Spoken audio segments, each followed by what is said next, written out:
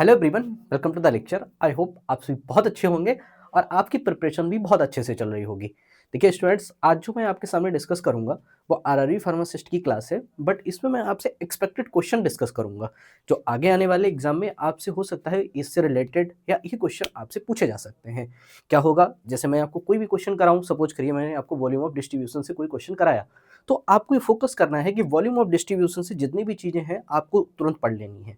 मैं आपको कोई भी क्लासिफिकेशन यहाँ पे करा रहा हूँ कि आपकी जिम्मेदारी बनती है स्टूडेंट्स, क्वेश्चन कोई भी हो बट आपकी जिम्मेदारी है। अगर मैं आपको यहाँ पे एंटी एरिथमेटिक ड्रग पढ़ा रहा हूँ, तुरंत आप क्या करेंगे, आप अपने नोट्स को ओपन करिए और तुरंत पूरा एंटी एरिथमिक का क्लासिफिकेशन सही तरीके से देख जाइए।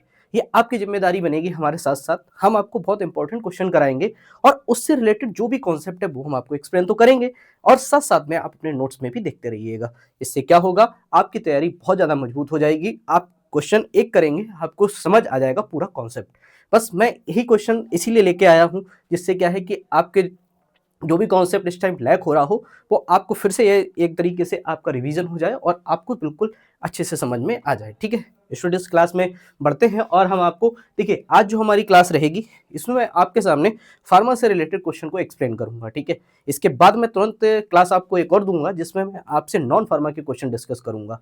क्वेश्चन इंपॉर्टेंट है और इसलिए आपको जो भी आप यहाँ पे क्लास में जो भी क्वेश्चन देखिएगा बहुत अच्छे ढंग से देखिएगा, सारे क्वेश्चन को बहुत अच्छे से समझिएगा भी। ठीक है, क्या उसमें कह रहा है क्वेश्चन और क्या उसका आंसर हो सकता है। साथ साथ में एक चीज और है, ये जो मैं यहाँ पे आपको एक्सपेक्टेड क्वेश्चन करा रहा हूँ ये आपको हिंदी और इंग्लिश दोनों में मिलेंगे। जो स्टूडेंट्स यहाँ पे हिंदी मीडियम से हैं या जिन्होंने अपने एग्जाम फॉर्म को यहाँ पे एग्जाम फॉर्म भरते टाइम वहाँ पे हिंदी को सिलेक्ट किया है, तो उनके लिए भी बहुत ईजी रहेंगे ये क्वेश्चन करने के लिए। इसलिए मैंने ये जो यहाँ पे अब डिजाइन किए हैं एक्सपेक्टेड क्वेश्चन, अब मैं जब तक आपका एग्जाम नहीं हो रहा तब तक मैं आपको इस तरीके के क्वेश्चन कराऊंगा और आपको हिंदी और इंग्लिश में दोनों में कराऊंगा, जिससे क्या है जो भी स्टूडेंट्स हिंदी वाले हैं और साथ साथ में इंग्लिश वाले, सबको बहुत अच्छे से समझ आए सारी चीजें। ठीक है, चलिए स्टूडेंट्स बिल्कुल एकदम मोटिवेट रहिए एग्जाम में, हताश बिल्कुल नहीं होना है। मैं फिर से कह रहा हूँ हताश नहीं होना है, बस कुछ चीजें जो आपकी लैक हो रही हैं उनको पकड़िए और उनको रिवाइज कर डालिए। ठीक है, चलिए यहाँ पे पहला क्वेश्चन पढ़ते हैं, इंपॉर्टेंट है। ठीक है, समझिएगा क्वेश्चन क्या कह रहा है। देखिए पहला क्वेश्चन, कौन सी दवा एस, ठीक है, एंजियोटेंसिन कन्वर्टिंग एंजाइम को इनहिबिट करती है। ठीक है, अब देखिए स्टूडेंट इस जगह पे एक चीज और है, कुछ क्वेश्चन ऐसे होंगे जो मुझे अभी मैं क्लास कराऊंगा तो उस टाइम मुझे जो भी याद आते रहेंगे। ठीक है, मैं आपसे पूछूंगा, आप क्या करोगे, उससे रिलेटेड क्वेश्चन जो है उनका आप मुझे कमेंट बॉक्स में आप आंसर करिएगा। ठीक है, इससे क्या है तैयारी बहुत अच्छी बनेगी। ठीक है, क्या हुआ, which drug inhibit angiotensin converting enzyme, कौन सी, यहाँ पे लोसार्टन, इनालाप्रिल, मेटोप्रोलोल या यहाँ पे एम्लोडिपिन। कौन सी यहाँ पे ड्रग है जो क्या करती है, एस इनहिबिटर मतलब एंजियोटेंसिन कन्वर्टिंग एंजाइम को क्या करती है, यहाँ पे इनहिबिट करती है। अब देखिए स्टूडेंट, इस जगह पे आपका जो करेक्ट ऑप्शन होगा वो होगा आपका बी। ठीक है, अब यहाँ पे देखिए, अब आपकी जिम्मेदारी बनती है, आप तुरंत क्या करिए, यहाँ पे जितने भी एस इनहिबिटर हैं, ठीक है, कैप्टोप्रिल, लिस्नोप्रिल, सबके नाम आप याद कर लीजिए। साथ साथ में आप कैप्टोप्रिल भी देखिए, कैप्टोप्रिल में कौन सी मॉइटी होती है उस पर फोकस करिए, वहाँ पे कहाँ पे सल्फर होता है, कहाँ पे एसएच जो भी लगा होता है, आप एक बार कैप्टोप्रिल में देखिए। हो सकता है कभी कभी आपसे ये भी क्वेश्चन पूछ दिया जाए एज अ मेडिसिनल केमिस्ट्री में कि यहाँ पे एसएच जो है वो आपका किस पोजिशन पे है और किस ड्रग में होता है एस इनहिबिटर की, तो ये भी आपको याद रखना है। ठीक है, चलिए यहाँ पे क्या था आपका बी ऑप्शन, इस जगह पे क्या था, सही था। क्या करता है, इनालाप्रिल एक एस इनहिबिटर है जो एंजियोटेंसिन 1 को एंजियोटेंसिन 2 में कन्वर्ट होने से रोकता है। ठीक है, साथ साथ में देखिए लोसार्टन एआरबी, ठीक है एम्लोडिपिन कैल्शियम चैनल ब्लॉकर है और जो मेटोप्रोलोल है वो क्या है आपका बीटा ब्लॉकर है। ठीक है, चलिए अब आगे बढ़ते हैं। ठीक है, नेक्स्ट क्वेश्चन यहाँ पे देखते हैं, मॉर्फिन का प्राइमरी मैकेनिज्म का ऑफ एक्शन क्या है। ठीक है, अब मॉर्फिन का यहाँ पे प्राइमरी मैकेनिज्म ऑफ एक्शन क्या है, यहाँ पे क्या है, कॉक्स 2 को इनहिबिट करना, एनएमडीए रिसेप्टर को ब्लॉक करना, सीरोटोनिन रीअपटेक को रोकना या यहाँ पे म्यू ओपर रिसेप्टर पर एगोनिज्म। देखिए सिंपल क्वेश्चन है यहाँ पे, लेकिन मैं आपको एक चीज और बताऊंगा। देखिए यहाँ पे करेक्ट ऑप्शन तो आपका यहाँ पे सी हो गया। ठीक है, देखिए स्टूडेंट्स इस जगह पे एक काम आप और करिएगा, मॉर्फिन का जो आपका स्ट्रक्चर है, ठीक है, मॉर्फिन का जो आपका स्ट्रक्चर है, ठीक है, इसको एक बार बहुत अच्छे से देखिए। ठीक है, ओके, साथ साथ में आप इसके साथ इसमें क्वेश्चन और चीज समझिएगा, साथ साथ में आप उसकी लैम्डा मैक्स वैल्यू को भी यहाँ पे देखिएगा। ठीक है, स्पेक्ट्रोस्कोपी का क्वेश्चन यहाँ से बन सकता है, आप याद रखिएगा। किसी एग्जाम में मैंने देखा था वहाँ पे ये इससे रिलेटेड क्वेश्चन आया था जहाँ पे ये पूछा गया था कि मॉर्फिन का यहाँ पे लैम्डा मैक्स कितना होता है, तो ये चीज़ भी आप याद रखिएगा। स्ट्रक्चर भी आपको पता होना चाहिए, स्ट्रक्चर भी देख लीजिए, नंबरिंग कैसे होती है, साथ साथ में उसके आप यहाँ पे जो भी मॉर्फिन का आईयूपीएसी नेम होता है उस पर फोकस कर लीजिए, ठीक है। ये देखिए इंपॉर्टेंट चीज है, हर क्वेश्चन के साथ मैं आपको चीजें बताता रहूंगा। हो सकता है स्लाइड पे जो क्वेश्चन आप देख रहे हो वो सिंपल लगे आपको, बट उसके पीछे की कहानी आपको अगर पूरी पता है तभी वो आपके लिए क्वेश्चन सिंपल है। अगर आपको हो सकता है आपने उससे रिलेटेड कभी क्वेश्चन वैसा पढ़ा हो तो आपको सिंपल लग रहा हो, लेकिन अगर आपको कहानी पूरी आती है, आपको मॉर्फिन, अब आपको यहाँ पे देखिए क्वेश्चन यहाँ पे बहुत सिंपल लगा होगा, मॉर्फिन का प्राइमरी मैकेनिज्म क्या होता है, ठीक है, बहुत सिंपल क्वेश्चन है। आपने कहा कि यहाँ पे सिंपल सा आंसर आपको दिख रहा था, म्यू पर रिसेप्टर पर एगोनिज्म, बट मॉर्फिन की सारी कहानी आपको पता होनी चाहिए। मॉर्फिन किस क्लास की ड्रग है, साथ साथ में आपको फार्माकोलॉजिकल और साथ साथ में इसका फार्माकोग्नोसी में भी पता होना चाहिए कि मॉर्फिन आपको कहाँ से मिलती है, क्या इसकी फैमिली है, ये चीज भी आपको इस जगह पे पता होनी चाहिए, ठीक है। चलिए कोई नहीं, यहाँ पे आपका जो सी ऑप्शन था वो इस जगह पे करेक्ट था। ओके, साथ साथ में यहाँ पे देखिए एक्सप्लेनेशन भी है और आप एक्सप्लेनेशन को भी यहाँ पे क्या कर सकते हैं, रीड कर सकते हैं। चलिए नेक्स्ट क्वेश्चन को आगे बढ़ते हैं। ऑर्गेनोफॉस्फेट पॉइजनिंग में एट्रोपिन क्यों दिया जाता है, ठीक है। Why is atropine used in organophosphate poisoning, ठीक है, क्यों यूज करते हैं यहाँ पे, एक कोलिनेस्टेरेज को एक्टिवेट करता है। ओके, बात को समझिएगा पहले, ठीक है। फिर क्या लिखा है, ये क्या करता है, ब्लॉक करता है किसको, मस्करेनिक रिसेप्टर को, या यहाँ पे क्या करता है, निकोटीन रिसेप्टर को स्टिमुलेट करता है, या यहाँ पे क्या करता है, ये गाबा को बढ़ाता है। अब सबसे पहले इस आंसर को करने से पहले आपको पता होना चाहिए एट्रोपिन किस क्लास की ड्रग है। क्लास आपको याद आ जाएगी तो आपको पता चल जाएगा एट्रोपिन का काम क्या होता है। ये क्या करता है, मस्करेनिक रिसेप्टर को क्या कर देता है, ब्लॉक कर देता है, ठीक है। ये चीज आप यहाँ पे याद रखिएगा। और एक चीज मैं आपको बता देता हूँ, यहाँ से एट्रोपिन का एडीआर क्या है, ठीक है, ये मुझे आप उसमें बताइए कमेंट बॉक्स में। जो यहाँ पे एट्रोपिन का एडीआर होता है, जो सबसे ज्यादा यहाँ पे एडवर्स चार्ज करता है यहाँ पे एट्रोपिन, वो क्या करता है ये आप मुझे कमेंट बॉक्स में बताइए, ठीक है। आपका जो यहाँ पे बी ऑप्शन था स्टूडेंट्स, वो क्या था, इस जगह पे करेक्ट था। ओके, चलिए नेक्स्ट क्वेश्चन को देखते हैं, ठीक है। डाइगोक्सिन टॉक्सिसिटी का अर्ली साइन क्या है। अगर किसी भी पर्सन को यहाँ पे क्या हो जाता है, डाइगोक्सिन की यहाँ पे टॉक्सिसिटी हो जाती है, तो क्या दिखाई देता है, क्या दिखाई देता है, देखिए यहाँ पे हाइपरकैलेमिया दिखाई देता है, हाइपरकैलेमिया दिखाई देता है, या यहाँ पे टैकीकार्डिया दिखाई देता है, या यहाँ पे हाइपरटेंशन दिखाई देता है, या यहाँ पे क्या दिखाता है, जेंथोप्सिया दिखाई देता है, पीला हरा दिखना। किसकी वजह से यहाँ पे क्या होता है, आपका डाइगोक्सिन टॉक्सिसिटी का अर्ली साइन क्या है यहाँ पे स्टूडेंट्स, यहाँ पे जो अर्ली साइन है वो क्या है, यहाँ पे पीला और हरा दिखना, जिसको हम क्या बोलते हैं, जेंथोप्सिया बोलते हैं। इंपॉर्टेंट है, याद रखिएगा आप, ठीक है। चलिए यहाँ पे क्या रखेंगे, आप याद रखेंगे, ठीक है। अब देखिए इसी के साथ साथ जब आप डाइगोक्सिन यहाँ पे पढ़ रहे थे, तो डाइगोक्सिन डिजिटालिस, इनका टी हाफ भी आपको क्या होना चाहिए, याद होना चाहिए। बताइए आप मुझे इनका टी हाफ इसका कितना होता है, आप मुझे कमेंट बॉक्स में बताइए इसका टी हाफ, ठीक है। चलिए आगे बढ़ते हैं। अब आइए यहाँ पे वारफेरिन किन कोगुलेशन फैक्टर को इन्हिबिट करता है, ठीक है। विच कोगुलेशन फैक्टर डस वारफेरिन, इंपॉर्टेंट क्वेश्चन है ये, याद रखिए आप, ठीक है। क्या है यहाँ पे, फैक्टर 1 2 3 4, या फैक्टर 2 7 9 10 विटामिन के डिपेंडेंट, या यहाँ पे क्या होगा 5 8 9 12, या केवल थ्रोम्बिन। क्या होगा इस जगह पे करेक्ट ऑप्शन, इस जगह पे जो स्टूडेंट्स आपका करेक्ट ऑप्शन होगा वो रहेगा आपका बी रहेगा, ठीक है।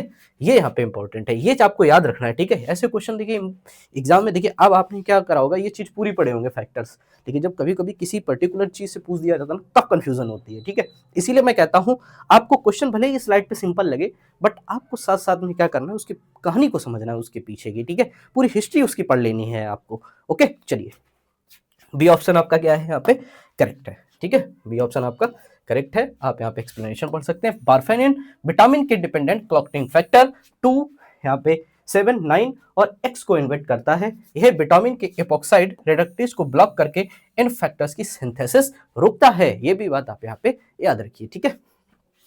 चलिए नेक्स्ट क्वेश्चन, SSRI, ठीक है, सिलेक्टिव सीरोटोनिन रीअपटेक इन्हिबिटर का प्रोटोटाइप ड्रग कौन सा है, ठीक है।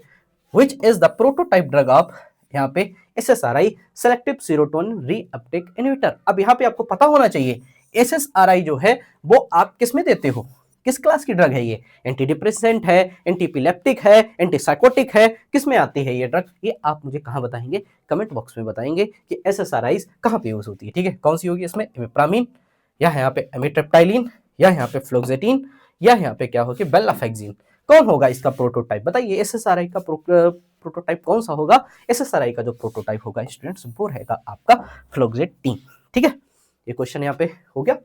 चलिए बढ़ते हैं, सी ऑप्शन यहाँ पे आपका करेक्ट था, फ्लोक्सेटिन। ठीक है, फ्लोक्सेटिन क्या है, देखिए प्रोजैक पहला और प्रोटोटाइप एसएसआरआई है। ये एसआरटी को ब्लॉक करके जिसमें सिनेप्टिक क्लेफ्ट में सीरोटोनिन का स्तर बढ़ा देता है। ठीक है, ये चीज भी आप यहाँ पे याद रखिए। मैं यहाँ पे देखिए हिंदी और इंग्लिश दोनों में दिया है। ठीक है, बाकी मैं आपको जो हिंदी में पढ़ा रहा हूँ तो वो चीजें मैं हिंदी में बोल दे रहा हूँ, लेकिन आपको अगर हिंदी में कोई भी प्रॉब्लम आ रही है कहीं पे, आपके लिए इसीलिए मैंने यहाँ पे हिंदी और इंग्लिश दोनों में लिख रखा है, जिससे किसी भी स्टूडेंट्स को यहाँ पे क्या नहीं होनी चाहिए, प्रॉब्लम नहीं होनी चाहिए। ठीक है, और आगे भी देखिए स्टूडेंट्स, मैं हमेशा ही ऐसी अब क्लासें पढ़ाऊंगा आपको, आगे आने वाले आपके जो भी एग्जाम है, ठीक है, आपका यूपी का फार्मासिस्ट, आपके जो भी एग्जाम यहाँ पे आ रहे हैं, सारी क्लास को यहाँ पे मैं डिजाइन कर रही है हमारी टीम, और हम इस चीज़ों पे लगे हुए हैं। हम आपको क्लासें प्रोवाइड करेंगे हिंदी और इंग्लिश दोनों में। देखिए सपना सबका है यहाँ पे साकार भी होना चाहिए। कई लोग यहाँ पे होते हैं यूपी बोर्ड से रिलेटेड रहते हैं, हिंदी में पढ़ाई करते हैं, बाद में बहुत दिक्कत होती है। ठीक है, यूपी बोर्ड से आते हैं, फिर धीरे धीरे अगर आपने डिप्लोमा किया होता है तो डिप्लोमा भी बहुत लोग हिंदी में पढ़ते हैं, फिर प्रॉब्लम होती है उनको ये चीज़ें जिन करने में। बट हम आपको दोनों तरीके से कराएंगे, जिससे क्या है आपको सारे कॉन्सेप्ट और आपको सारी चीजें बहुत अच्छे से समझ आए। ठीक है, चलिए अब यहाँ पे नेक्स्ट क्वेश्चन देखिए, मेटफॉर्मिन का anti diabetic mechanism of action क्या है। What is the anti diabetic mechanism of metformin. ठीक है, क्या होता है यहाँ पे देखिए, इंसुलिन सेक्रेशन बढ़ाना, ठीक है, या हेपेटिक ग्लूकोज प्रोडक्शन को कम करना, मतलब क्या हुआ, एएमपी के एक्टिवेशन, या यहाँ पे अल्फा ग्लूकोसिडेज को इनहिबिट करना, या यहाँ पे क्या है SGLT2 को इनहिबिट करना। क्या है यहाँ पे आपका करेक्ट ऑप्शन। ठीक है, अब करेक्ट ऑप्शन आपका यहाँ पे क्या होगा, देखिए क्या पूछा कि मेटफॉर्मिन की डायरेक्ट यहाँ पे क्या पूछी गई है, मैकेनिज्म ऑफ एक्शन पूछा गया है। अब आपको यहाँ पे क्लियरली याद होना चाहिए। अब देखिए मेटफॉर्मिन जो है वो आपके किस क्लास की ड्रग है, आपका जो होता है एंटी डायबिटिक में किस क्लास की ड्रग है, ये आपको पता होना चाहिए, और साथ साथ में ये भी पता होना चाहिए उसकी मैकेनिज्म क्या है। तो मैकेनिज्म स्टूडेंट्स क्या है उसकी, हेपेटिक ग्लूकोज प्रोडक्शन कम करना, मतलब आपका जो बी ऑप्शन है यहाँ पे वो क्या है, सही है। ठीक है, आपका बी ऑप्शन इस जगह पे क्या है, करेक्ट है। ओके, क्या करता है, मेटफॉर्मिन एएमपीके को एक्टिवेट करके हेपेटिक ग्लूकोनियोजेनेसिस को इनहिबिट करता है। ये इंसुलिन सेंसिटिविटी भी बढ़ाता है, और वेट नेचुरल या वेट रिड्यूसिंग है। ये भी आप याद रखें, क्या है, वेट न्यूट्रल या वेट रिड्यूसिंग है, ये चीज भी आप याद रखिएगा। ठीक है, क्योंकि वेट रिड्यूसिंग, और आपने देखा होगा एक वेट जो है ऐसी ड्रग, आप बताइए, ठीक है, आप मुझे बताइए एंटी डायबिटिक में कौन सी ड्रग है जो आपका क्या करती है, वेट गेन करती है, मुझे बताइए आप, वेट गेन ड्रग कौन सी है, कमेंट बॉक्स में मुझे तुरंत बताइए आप मुझे। ठीक है, क्योंकि आपको पता होना चाहिए इस जगह पे। ओके, चलिए नेक्स्ट चलते हैं आगे। स्टैटिन HMG को एंजाइम रिडक्टेज इनहिबिटर किस एंजाइम को इनहिबिट करते हैं। ठीक है, which enzyme do statin HMG को एंजाइम रिडक्टेज इनहिबिटर इनहिबिट। ठीक है, क्या होता है यहाँ पे, क्या है आपका ऑप्शन, लाइपोप्रोटीन लाइपेज, ठीक है, या क्या है यहाँ पे कोलेस्ट्रॉल एस्ट्रेस, या फैटी एसिड सिंथेस, या यहाँ पे क्या है HMG को एंजाइम रिडक्टेज। ठीक है, अब यहाँ पे क्या पूछा गया, अच्छा हाँ ठीक है, किस एंजाइम को इन्हिबिट करते हैं, उसी एंजाइम, देखिए बहुत सिंपल क्वेश्चन है ये। ठीक है, यहाँ पे कौन सा है, ये यहाँ पे आपका सी ऑप्शन है वो करेक्ट है यहाँ पे। ठीक है, अब देखिए क्वेश्चन है, आपने देखा HMG को एंजाइम का क्वेश्चन है। अब यहाँ पे क्या है, आपको यहाँ पे पूरा क्लासिफिकेशन याद होना चाहिए। एंटी हाइपरलिपिड का आपको अब पूरा का पूरा क्लासिफिकेशन याद होना चाहिए। आपको नहीं याद है, आप देखिए कोलेस्टाइरामाइन किस क्लास के ड्रग है, कोलेस्ट्रीपॉल किस क्लास के ड्रग है, जल्दी से आप देखिए और याद कर लीजिए। ठीक है, यहाँ पे आपका क्या था, सी ऑप्शन इस जगह पे आपका करेक्ट है।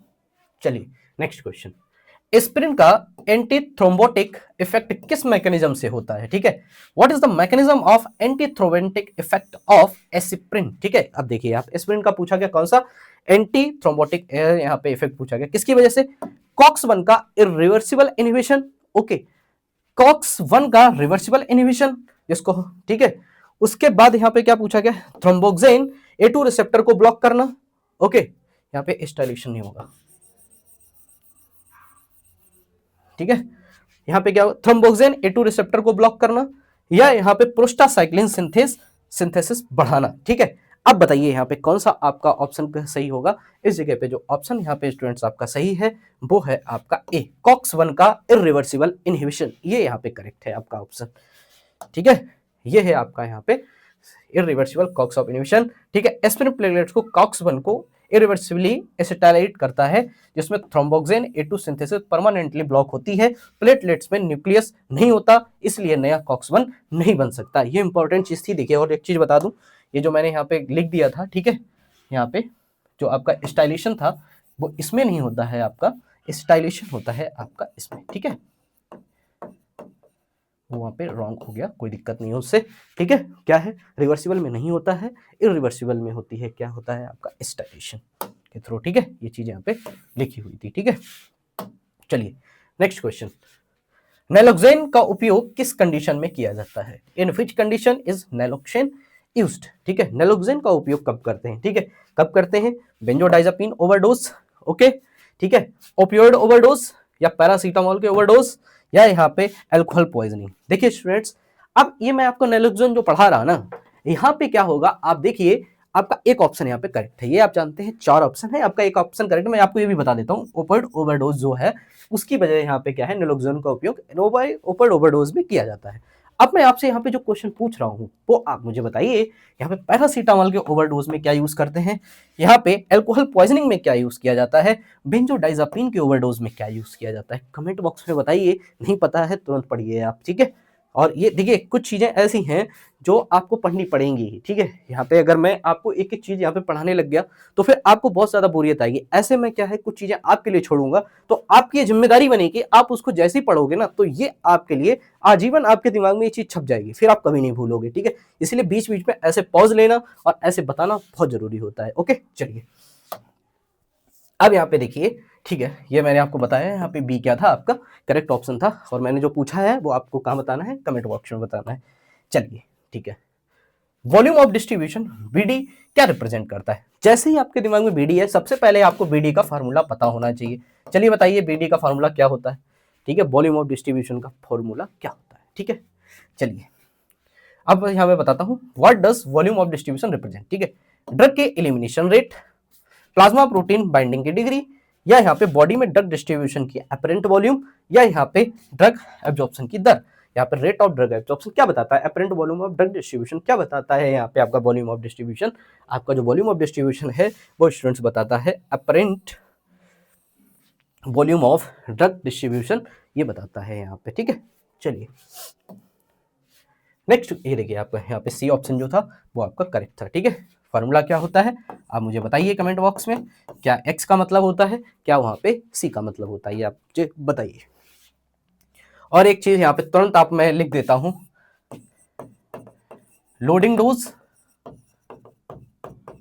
Maintenance dose, maintenance dose. चलिए ये भी बताइए क्या होता है, लोडिंग डोज और मेंटेनेंस डोज। चलिए आगे बढ़ते हैं, ठीक है। फर्स्ट पास मेटाबॉलिज्म क्या है, ठीक है, what is the first pass metabolism. देखिए स्टूडेंट्स, ये क्वेश्चन काफी सिंपल होता है फर्स्ट पास मेटाबॉलिज्म का, बट मैं अभी आपको बताता हूं। आप कोई भी फार्मा का एग्जाम उठा के देख लीजिए, आप ड्रग इंस्पेक्टर का एग्जाम उठा के देख लीजिए, आप यहाँ पे इवन आप जीपैट का भी एग्जाम उठा के देखिए, आप नाइपर में भी देखिए, आपको ये फर्स्ट पास मेटाबॉलिज्म से मुझे नहीं पता क्या लगाव होता है यहाँ पे, बट आपको क्वेश्चन जरूर मिलता है फर्स्ट पास से रिलेटेड, इसलिए इंपॉर्टेंट रहता है और ये आपके जहन में रहना चाहिए, इसका आंसर भी जहन में रहना चाहिए और ये क्वेश्चन भी आपके जहन में रहना चाहिए, ठीक है। क्या होता है यहाँ पे, किडनी द्वारा ड्रग एलिमिनेशन, ठीक है, या ओरल ड्रग का लीवर में प्री सिनेप्टिक मेटाबॉलिज्म, ठीक है, या क्या लिखा है आईवी ड्रग का लंग में मेटाबॉलिज्म, ठीक है, या यहाँ पे क्या है ड्रग का स्किन से एब्जॉर्प्शन, ठीक है। क्या होगा फर्स्ट पास मेटाबॉलिज्म का, क्या होगा यहाँ पे आपका बी ऑप्शन, आपका स्टूडेंट्स यहाँ पे क्या रहेगा आपका करेक्ट रहेगा, ओरल ड्रग का लीवर में प्री सिस्टमिक मेटाबॉलिज्म, ठीक है, ये बात आप याद रखिएगा। चलिए अब देखिए हाफ लाइफ की डेफिनेशन क्या है, ठीक है। देखिए स्टूडेंट्स, अब आप एक चीज समझ गए, काफी सिंपल क्वेश्चन है ये, ठीक है, कि स्टेडी स्टेट का क्वेश्चन जो है बहुत सिंपल है। What is the definition of steady state, यहाँ पे हर स्टूडेंट्स को पता होता है कि 50% होता है टी हाफ में, ठीक है। ओके, तो यहाँ पे समझ में आ गया आपका बी ऑप्शन इस जगह पे क्या करेक्ट, बिल्कुल करेक्ट है। अब टी हाफ में एक कॉन्सेप्ट और बनता है स्टेडी स्टेट का, ठीक है, कितनी टी हाफ के बाद, कितनी हाफ लाइफ के बाद स्टेडी स्टेट आएगी, ये क्वेश्चन यहाँ पे समझिएगा। ये क्वेश्चन सिंपल है, बट साथ साथ में स्टेडी स्टेट का भी कॉन्सेप्ट आपको आना चाहिए, और स्टेडी स्टेट कब आती है आपकी 4 से 5 हाफ लाइफ में आती है। यहाँ पे ये क्वेश्चन आपका क्या है इंपॉर्टेंट है, ठीक है। मैंने क्या बोला, क्वेश्चन भले ही आपको स्लाइड पे यहाँ पे सिंपल दिखे, लेकिन साथ साथ में उसके पीछे की कहानी आपको याद होनी चाहिए। ठीक है, चलिए यहाँ पे नेक्स्ट क्वेश्चन समझते हैं। CYP3A4 एंजाइम का इंड्यूसर कौन सा है? ठीक है स्टूडेंट्स, यहाँ पे कोई नहीं, बट अब आप यहाँ पे आंसर पकड़ लिए हैं, कोई दिक्कत नहीं है। इंडिकेट हो गया है ये थोड़ा सा, यहाँ पे सभी में लिखा था इन्वर्टर, अगर बाकी ऑप्शन में इन्वर्टर लिखा हो जाएगा तो फिर आप यहाँ पे आंसर को सीधा सा पकड़ लेंगे कि एक ही आंसर यहाँ पे बचेगा जो इंड्यूसर यहाँ पे काम कर रहा होगा, तो कौन सा है, रिफम्पिसिन ही होगा, क्योंकि बाकी में इंडिकेट हो गया। बट कोई नहीं, यहाँ पे आपको याद हो जाना चाहिए साथ साथ में 3 नाम कि कीटोकोनाजोल आपका क्या है, इन्हिबिटर है। देखिए यहाँ पे कुछ थोड़ी सी चीटिंग हो गई, बट कोई बात नहीं, यहाँ पे चल जाएगी, बट एग्जाम में तो नहीं चलेगी ना, तो बट कोई नहीं, यहाँ पे आप याद कर लीजिए कीटोकोनाजोल आपका क्या है, यहाँ पे इन्हिबिटर की तरह काम करता है। एरिथ्रोमाइसिन आपका इन्हिबिटर होता है, साथ साथ में आपका ग्रेप जूस होता है, वो भी क्या होता है, इन्हिबिटर की तरह काम करता है। और यहाँ पे जो आपका रिफम्पिसिन होता है वो किसकी तरह काम करता है, एंजाइम इंट्रोड्यूसर की तरह काम करता है। ओके चलिए, ये देखिए आपका यहाँ पे क्वेश्चन ये हो गया है आपका, यहाँ पे सी ऑप्शन सही है। चलिए नेक्स्ट बढ़ते हैं। जीरो ऑर्डर काइनेटिक्स में क्या होता है? ठीक है, what is the characterize zero order kinetics? हाँ अब ये बताइए जीरो ऑर्डर काइनेटिक्स में क्या होता है? ठीक है, क्या होता है जीरो ऑर्डर काइनेटिक्स में? ड्रग कंसंट्रेशन के अनुपात का एलिमिनेशन, या हर यूनिट टाइम में कांस्टेंट अमाउंट एलिमिनेट होती है, या बायोअवेलेबिलिटी हमेशा 100% रहती है, तो होएगा ही नहीं। ठीक है, या यहाँ पे हाफ लाइफ कांस्टेंट रहती है। बताइए यहाँ पे कौन सा ऑप्शन है? दो में आप कंफ्यूज हो सकते हो, बी और सी में। तो यहाँ पे जीरो ऑर्डर काइनेटिक्स किस पे रहती है? आपकी कांस्टेंट अमाउंट एलिमिनेट पे रहती है, तो आपका बी ऑप्शन यहाँ पे क्या रहेगा, करेक्ट रहेगा। ठीक है, बी ऑप्शन यहाँ पे क्या है आपका करेक्ट। ठीक है, ये भी देखिए, high dose aspirin zero order kinetics follow करते हैं।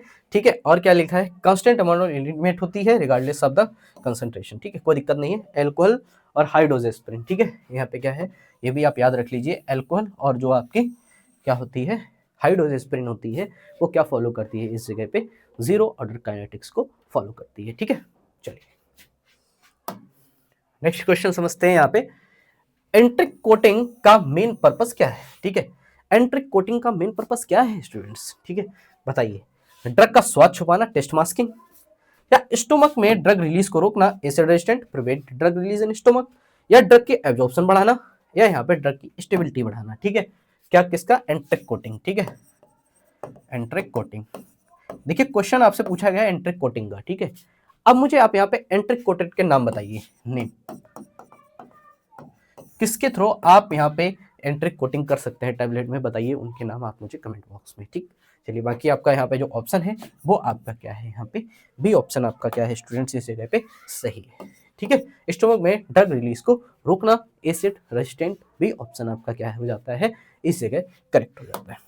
चलिए, इमल्सन में HLB वैल्यू का अर्थ क्या है? ठीक है, ये एक देखिए काफी सिंपल क्वेश्चन है, एक दो, बट कोई नहीं, उतना ही ध्यान दीजिए। What does HLB value mean in the emulsion? ठीक है, higher lipid balance, homogenization level in base, या यहाँ पे हाइड्रोफिलिक लाइकोफिलिक बैलेंस, 0-20 स्केल, या हाइड्रोकार्बन लिक्विड बैलेंस। क्या होगा यहाँ पे ऑप्शन, सी ऑप्शन होगा। बहुत सिंपल क्वेश्चन है ये। ठीक है, बट आपको क्या याद कर लेना है, 3 to 6 किसके लिए, वाटर ऑयल इमल्सन के लिए, और 8 वाटर ऑयल इमल्सन के लिए। ठीक है, सबसे ज्यादा हाई HLB वैल्यू किसकी होती है और सबसे कम किसकी होती है, बताइए कमेंट बॉक्स में, बताइए आप ये मुझे कमेंट बॉक्स में। ठीक है, चलिए आगे बढ़ते हैं।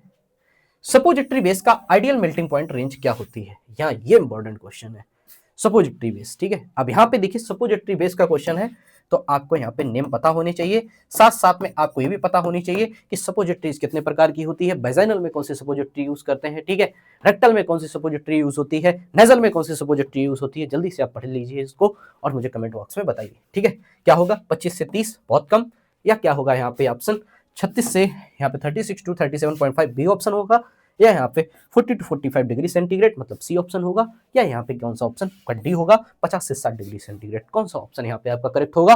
ऑप्शन आपका जो करेक्ट होगा स्टूडेंट्स वो आपका होगा बी। ठीक है, कितना यहाँ पे 36 से 37.5। ओके, आपका बी ऑप्शन इस जगह पे क्या है, करेक्ट। ठीक है, चलिए नेक्स्ट, कुछ बीच में हल्का फुल्का डिस्टर्बेंस हो रहा क्योंकि कोल्ड हो रखा है, इस वजह से कि इस चीज़ को आप थोड़ा सा मैनेज कर लीजिए, 1-2 दिन में ठीक हो जाएगा, तब ऐसे कोई बीच में डिस्टर्बेंस नहीं होगा। अभी है तो थोड़ा सा हो रहा है, कोई दिक्कत नहीं है। चलिए बाकी आप मैनेज कर लीजिएगा। ओके, चलिए पढ़ाते हैं आगे। लायोफिलाइजेशन फ्रीज ड्राइंग का मेन एडवांटेज क्या है? What is the main advantage of the lyophilization? किसमें? फ्रीज ड्राइंग में। ठीक है, क्या है यहाँ पे? फास्ट प्रोसेस, ठीक है, या हीट सेंसिटिव ड्रग का प्रिजर्वेशन, या यहाँ पे बी लो कॉस्ट, या यहाँ पे बड़े बैच के लिए उपयुक्त। कौन सा ऑप्शन आप आपका करेक्ट है? आपका जो बी ऑप्शन है स्टूडेंट्स, वो यहाँ पे क्या है? करेक्ट है। ओह सॉरी, यहाँ पे आपका सॉरी, हीट सेंसिटिव ड्रग का प्रिजर्वेशन, लो कॉस्ट के चक्कर में उस पर टिक कर दिया, बट कोई नहीं, यहाँ पे ऑप्शन आपका जो है वो आपका सी है, सॉरी। ठीक है, क्या है आपका? हीट सेंसिटिव ड्रग का प्रिजर्वेशन। ठीक है, आपका सी ऑप्शन क्या है इस जगह पे? करेक्ट है। ठीक, चलिए नेजल ड्रग डिलीवरी के लिए प्रीफर्ड पीएच रेंज क्या है? ठीक है, ये इंपॉर्टेंट क्वेश्चन है। ठीक है, what is the preferred pH range for the nasal drug delivery? कौन सा होगा यहाँ पे? 2 to 3.5, 2 एसिडिक। क्या लगता है आपको 2 एसिडिक होगा? बिल्कुल नहीं होगा। ठीक है, नेजल कैविटी जैसा, ठीक है, मैचेस नेजल कैविटी 4.5 to 6.5, या यहाँ पे क्या होगा? 2 एल्कलाइन 7.5 to 9, या यहाँ पे हाईली एल्कलाइन क्या होगा? यहाँ पे देखिए, यहाँ पे नेजल कैविटी जैसा पीएच तो क्या है आपका? कितना रहता है? 4.5 से 6.5। ऑप्शन आपका यहाँ पे क्या हो जाता है स्टूडेंट्स? बी ऑप्शन इस जगह पे क्या है आपका? करेक्ट। ठीक है, याद रखिएगा आप। ठीक है, नेजल कैविटी का नॉर्मल पीएच कितना होता है? 5 से 6.5 होता है। नेजल प्रिपरेशन का पीएच 4.2 से 6 होना चाहिए, ताकि म्यूकोसा को इरिटेशन ना हो और म्यूकोसिलरी क्लियरेंस मेंटेन रहे। ये चीज देखिए, अगर आपसे यहाँ पे कैविटी का पीएच पूछा जाता है तो कैविटी का पीएच आपका कितना होता है? 5.5 से 6.5, और यहाँ पे प्रिपरेशन, नेजल प्रिपरेशन का पीएच कितना होना चाहिए? 4.5 से 6.5। ओके, चलिए मॉडिफाइड रिलीज टैबलेट में एचपीएमसी का यहाँ पे क्या रोल है? ठीक है, what is the role of the HPMC in modified release tablet? ठीक है, क्या है यहाँ पे? देखिए, क्या है? डिसइंटीग्रेट, ठीक है, या यहाँ पे लुब्रिकेंट, या यहाँ पे कलरेंट, या यहाँ पे रेट कंट्रोलिंग मैट्रिक्स फॉर्मर, मतलब drug release control, rate controlling matrix farmer. क्या ऑप्शन होगा इस जगह पे? ऑप्शन जो होगा वो आपका रहेगा सी ऑप्शन, इस जगह पे क्या रहेगा आपका? करेक्ट रहेगा स्टूडेंट। ठीक है, और एचपीएमसी को क्या बोलते हैं यहाँ पे? Hydroxy propyl methylene cellulose. ठीक है, और ये क्या है? ये देखिए आप, हाइड्रोफिलिक मैट्रिक्स फॉर्मर है। ठीक है, ये चीज आप यहाँ पे याद रखिएगा। चलिए नेक्स्ट क्वेश्चन, आइसोटोनिक सॉल्यूशन का ऑस्मेटिक प्रेशर किसके इक्विवेलेंट होता है? किसके इक्विवेलेंट होता है? सिंपल क्वेश्चन है, ए बी ऑप्शन होगा, डी या सी? कौन सा होगा? 0.5% NaCl। ठीक है, चलिए अब मुझे यहाँ पे आप बताइए, व्हाइट विंसेंट मेथड क्या होता है? व्हाइट विंसेंट मेथड बताइए क्या होता है?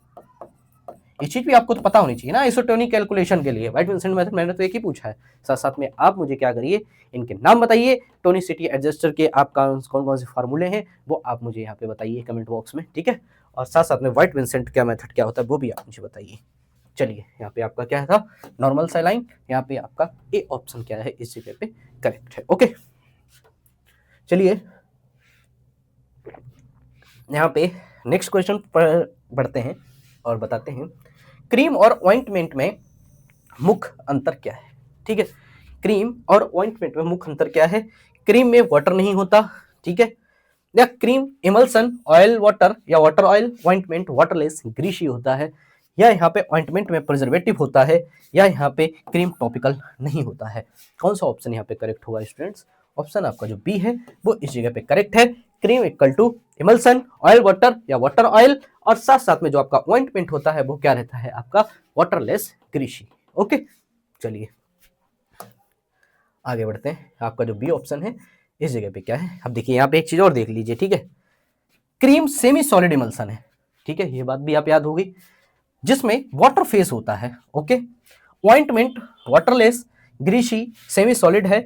ऑयल और बैक्स बेस पर ऑइंटमेंट की एक्सक्लूसिव प्रॉपर्टी ज्यादा होती है। देखिए स्टूडेंट्स, ये कुछ इंपॉर्टेंट चीजें, ठीक है, अभी क्या है, अभी तो आपका एग्जाम ये बहुत पास में आ गया है, ठीक है, लेकिन कोई नहीं, इसके बाद जो हम क्लासें पढ़ाएंगे आपको, जो भी आपके फार्मासिस्ट की तैयारी है, जो भी अभी आप देखना हम जो करवाएंगे, उसमें आपको फार्मा और नॉन फार्मा दोनों पढ़ाएंगे।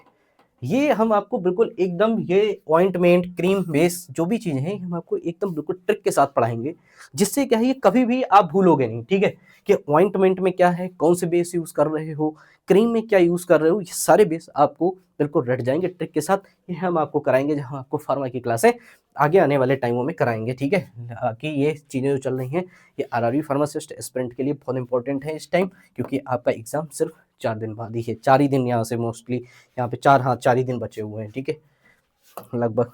ओके, चलिए, मॉर्फिन किस प्लांट से प्राप्त होता है? Okay, from which plant is morphine obtained? किससे होता है बताइए? यहाँ पे कैनाबिस सटाइवा से, पापावर्स वाइनिफेरम से, या एट्रोपा बेलाडोना से, यहाँ पे एराथ्रोजाइलॉन कोका से। कहाँ से होता है मॉर्फिन, किस प्लांट से प्राप्त होता है? यही चीज अभी जब मैं मॉर्फिन उस टाइम अभी एक क्वेश्चन करा रहा था मॉर्फिन का, जहाँ पे मैंने ये भी पूछा था कि इसका लैम्डा मैक्स कितना होता है, वहीं पे मैंने पूछा था कि मॉर्फिन आपका कहाँ से ऑब्टेन्ड होता है, साथ साथ में यहाँ पे मॉर्फिन की, चलिए यहाँ पे कमेंट में बता दीजिए मुझे कि मॉर्फिन की यहाँ पे फैमिली क्या होती है, ठीक है? बाकी किससे ऑब्टेन्ड होता है ये? पापावर सोमाइनी फेरम से आपको प्राप्त होता है। बी ऑप्शन यहाँ पे क्या है आपका करेक्ट, ठीक है?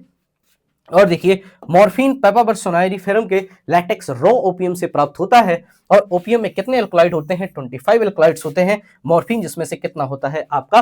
10 से 16% होता है। ये बात भी आपको याद होनी चाहिए कि मॉर्फिन कितना रहता है आपका? 10 से 16% रहता है। ओके, चलिए नेक्स्ट क्वेश्चन, क्विनीन किस रोग में उपयोग किया जाता था? Quinine, in which disease was quinine historically used?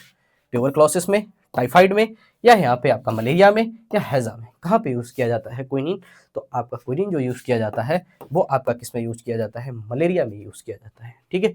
Malaria की साइकिल यहाँ पे आपको याद होनी चाहिए, और साथ साथ में किस स्टेप पर कौन सी ड्रग यूज हो रही है मलेरिया में, एंटी मलेरियल ड्रग, वो भी आप एक बार जल्दी से पढ़ लीजिए, ठीक है? ये बहुत इंपॉर्टेंट चीजें होती है, देखिए इनके ऊपर बहुत ध्यान देना होता है। जब भी कभी भी एक चीज आप ध्यान देना, जब आपको किसी चीज के स्टेप्स पता हो, ठीक है, ये फर्स्ट स्टेप में ऐसा हो रहा, सेकंड स्टेप में ऐसा हो रहा, तो उस स्टेप पर यूज होने वाली ड्रग्स आपको उतनी ही अच्छे से पता होनी चाहिए, क्योंकि देखिए स्टेप्स से रिलेटेड आपसे क्वेश्चन जरूर पूछा जाता है। इसीलिए होता है, देखिए कैंसर में भी जब भी क्वेश्चन बनता है तो स्टेप से रिलेटेड क्वेश्चन पूछा जाता है, ठीक है? इसीलिए कैंसर का जो चैप्टर रहता है हमेशा इंपॉर्टेंट रहता है। साथ साथ में एंटी मलेरियल से भी जो क्वेश्चन पूछे जाते हैं वो भी इंपॉर्टेंट रहते हैं। क्यों रहते हैं? क्योंकि स्टेप में कौन कौन से यहाँ पे यूज हो रहे हैं वो आपको यहाँ पे पता होने चाहिए, ठीक है? और यहाँ पे चलिए आगे बढ़ते हैं। मलेरिया आपका यहाँ पे क्या था? सही ऑप्शन था, ठीक। चलिए नेक्स्ट क्वेश्चन, डिस्टाइलिस ग्लाइकोसाइड किस प्लांट से प्राप्त होता है? ठीक है, डिस्टाइलिस पर्पुरिया से, पर्पल फॉक्स ग्लोब, या यहाँ पे रॉबर्फिया सर्पेंटिना, या यहाँ पे कैथारेंथस रोजियस सदाबहार, या बिंका माइनर, किससे ऑब्टेन्ड होता है आपका स्टूडेंट्स? आपका होता है डिस्टाइलिस पर्पुरिया से, ठीक है? अब यहाँ पे आप मुझे एक चीज और बताइए, यहाँ पे इसको फॉक्स ग्लोब बोलते हैं, साथ साथ में इसकी फैमिली बताइए कि यहाँ पे डिस्टाइलिस ग्लाइकोसाइड की यहाँ पे फैमिली क्या होती है, ये चीज भी आप मुझे बताइए। बाकी ऑप्शन आपका ए सही है, ठीक है? से मिलते हैं। कार्टिक ग्लाइकोसाइड की भी मैकेनिज्म आप यहाँ पे देख लीजिए, किससे? यहाँ पे सोडियम पोटेशियम एटीपेस को इनहिबिट करते हैं, ठीक है? राइनोडिन रिसेप्टर कहाँ पे होता है? राइनोडिन रिसेप्टर बताइए। राइनोडिन रिसेप्टर के बारे में जिसको पता है कमेंट में लिखिएगा, ठीक है? चलिए आगे, ajmaline is obtained from which plant? ठीक है, बताइए, बहुत सिंपल क्वेश्चन है। एजमेलिन किस प्लांट से मिलता है? आपका नक्स भूमिका से, जिसको क्या बोलते हैं? कुचला, ठीक है? आपका रॉबुल्फिया सर्पेंटिना, जिसको क्या बोलते हैं? सर्पगंधा, इफेड्रा सिनका, या यहाँ पे एट्रोपा बेलाडोना, ठीक है? किससे मिलता है आपको? एजमेलिन यहाँ पे मिलता है रॉबुल्फिया सर्पेंटिना, जिसको क्या बोलते हैं यहाँ पे? हम सर्पगंधा बोलते हैं, ठीक है? ये बात आप यहाँ पे याद रखिएगा। चलिए यहाँ पे बी ऑप्शन आपका क्या है? यहाँ पे करेक्ट है, ठीक है? चलिए, पैग्लीटेक्सेल टैक्सोल का सोर्स क्या है? ठीक है, what is the source of paclitaxel? क्या है आपका टैक्सोल का सोर्स? क्या है? टैक्सिस ब्रेविफोलिया, पेस्पिक्यू, ठीक है, बिंका रोजिया सदाबहार, या कोल्चिकम ऑटोमिनेल, ऑटम क्रोकस, ठीक है, या कैथारेंथस रोजियस? देखिए बहुत इंपॉर्टेंट है, यहाँ पे आपने देखा, अगर आपने डायरेक्ट देखा है यहाँ पे पैग्लीटेक्सेल तो आपको टैक्सिस ब्रेविफोलिया से आंसर मिल गया, ठीक है? लेकिन अब यहाँ पे देखिए, जब भी यहाँ पे अगर आपने नहीं पढ़ा होता और आपके ऑप्शन में ये लिख के आ जाता पैसिफिक यू, जस्ट लिखा होता, अब कंफ्यूज हो जाते हैं आप, समझे? तो साथ साथ में उसका ये भी नाम आपको देखना है कि यहाँ पे इसको क्या बोलते हैं, तो इसको क्या बोलते हैं, हम पैसिफिक यू बोलते हैं। हो सकता है आपसे पैसिफिक यू करके क्वेश्चन पूछ दिया जाए, तो आपको क्या करना है, ये भी नहीं भूलना है और ये भी साथ साथ में याद रखना है। चलिए ठीक है, अब देखते हैं। हाँ, ये आपका ए ऑप्शन था, वो करेक्ट है। चलिए नेक्स्ट क्वेश्चन, वोलाटाइल आयल का मेजर केमिकल कॉन्स्टिट्यूएंट क्या है? What is the major chemical constituent volatile oils? क्या है? Protein and amino acid, alkaloid या ग्लाइकोसाइड, या यहाँ पे पॉलीसैकेराइड, या क्या होता है टर्पीन टर्पोनेट्स। देखिए ऐसे क्वेश्चन भी आपको मिलेंगे सिंपल, ठीक है। अब यहाँ पे अब मैं आपसे क्वेश्चन पूछ देता हूं, आप बताइए मुझे सिस्टर टर्पीन टर्पीन्स क्या होते हैं? ठीक है, सिस्टर टर्पीन्स क्या होते हैं? साथ साथ में मुझे ये भी बताइए, मैं यहीं से एक क्वेश्चन पूछता हूं आपसे, नोलर टेस्ट क्या होता है? मैं जस्ट आपसे पूछ रहा हूं ऐसे ही, नोलर टेस्ट क्या होता है, ये बात आप मुझे बताइए। ठीक है, देखिए क्वेश्चन मैंने अभी फिर से बोला, आपको स्लाइड पे क्वेश्चन देखने को सिंपल मिलेंगे, बट ऐसा बिल्कुल नहीं समझना कि क्वेश्चन सिंपल है, उसके पीछे की कहानी उतनी अच्छे से पता होनी चाहिए। क्वेश्चन सिंपल से कुछ नहीं होता। हो सकता है आपको ये देखिए, जब भी ऐसा कोई क्वेश्चन होता है, आपने हो सकता है इससे रिलेटेड वो चीज पढ़ी हो जो आपको सिंपल लग रही थी, बट कभी कभी क्या होता है, उसके पीछे की कहानी किसी और बंदे ने वो अच्छे से पढ़ रखी हो, तो उसके लिए वो कहानी बहुत सिंपल लगेगी। आपने ये अच्छे से पढ़ रखा तो आपको ये वाला सिंपल लगेगा, किसी ने उसका सेकंड पहलू बहुत अच्छे से पढ़ रखा तो उसको सेकंड पहलू बहुत सिंपल लगेगा। तो साथ साथ में देखिए यही होता है। कभी कभी जब क्या करते हो आप फार्माकोग्नोसी में, जब भी किसी भी आप ड्रग का यहाँ पे बायोलॉजिकल सोर्स याद करते हो, सपोज करिए आपको बायोलॉजिकल सोर्स याद हो गया, बट आपको फैमिली नहीं याद थी, बट एक बंदा ऐसा था जिसने क्या है, उसको फैमिली आ रही थी और लेकिन उसको बायोलॉजिकल सोर्स नहीं याद था, और क्वेश्चन एग्जाम में पूछ दिया क्या फैमिली से, तो वो आपके लिए इजी थोड़ी रहा, इजी उसके लिए रहा जिसको क्या था, यहाँ पे फैमिली याद हो गई थी, और जिसको यहाँ पे अब देखिए वहाँ पे काम ही नहीं हुआ, किसका, सोर्स का तो काम ही नहीं हुआ ना, लेकिन आपको क्या याद था, सोर्स याद था। तो ये चीज है कि आपको साथ साथ में एक चीज को समझ के उसकी सारी चीजों पर उतना ही ध्यान देना है। ठीक है, चलिए अब यहाँ पे आगे बढ़ते हैं। ये क्या है आपका बी ऑप्शन, यहाँ पे क्या था आपका करेक्ट है। चलिए अब यहाँ पे देखिए, बीटा लैक्टम एंटीबायोटिक्स का मैकेनिज्म क्या है? ठीक है, बीटा लैक्टम एंटीबायोटिक्स का मैकेनिज्म क्या है, साथ साथ में आप मुझे ये भी बताइए कि सिफाइलोस्पोरिन